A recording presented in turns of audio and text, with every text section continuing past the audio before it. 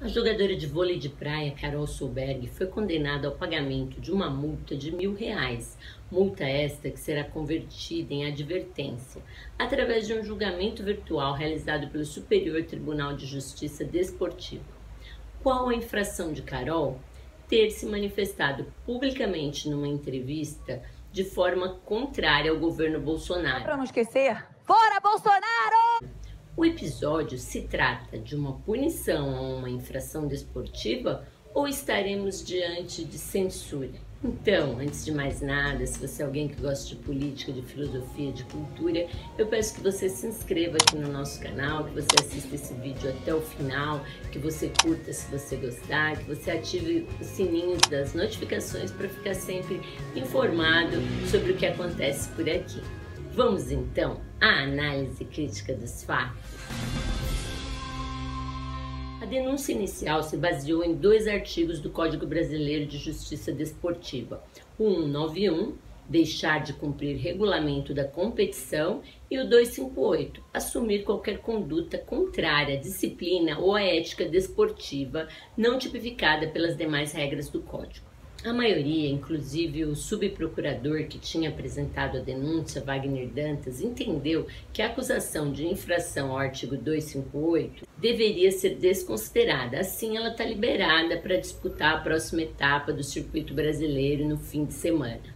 Após 2 votos a favor da multa convertida em advertência e 2 pedidos de absolvição no artigo 191, Araújo desempatou.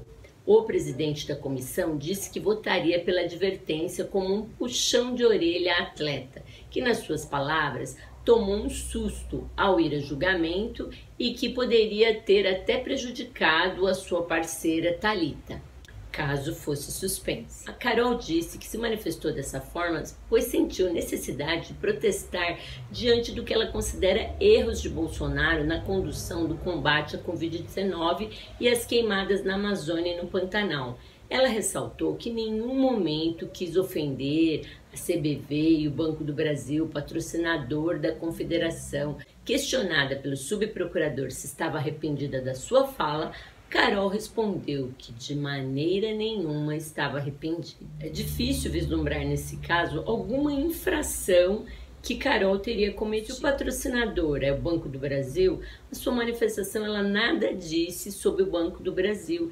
E Bolsonaro não faz parte da diretoria do Banco do Brasil, ele é presidente da República. Carol teve uma manifestação contrária ao presidente da República. O que nós podemos dizer que foi um gesto de liberdade de expressão.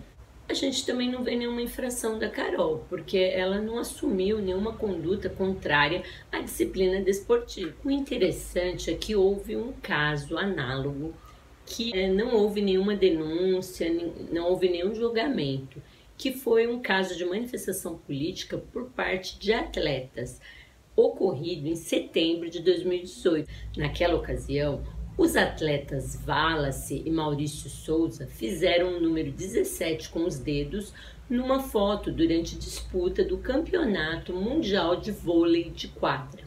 O registro com o ato da dupla chegou a ser publicado pela CBV em sua conta no Instagram.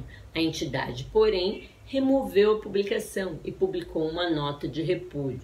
Wallace e Maurício Souza não foram denunciados ao Superior Tribunal de Justiça Desportiva. Diante do exposto, nós podemos concluir que já estamos sim vivendo uma nova espécie de ditadura. As ditaduras, elas também adquirem novas formas. O que a gente vê agora não é uma ditadura escancarada como a gente teve aí no regime militar, mas é uma nova forma de ditadura que se dá através de outras punições. Por exemplo, outros atletas que poderiam se manifestar politicamente já não mais o farão, pelo exemplo aí da Carol.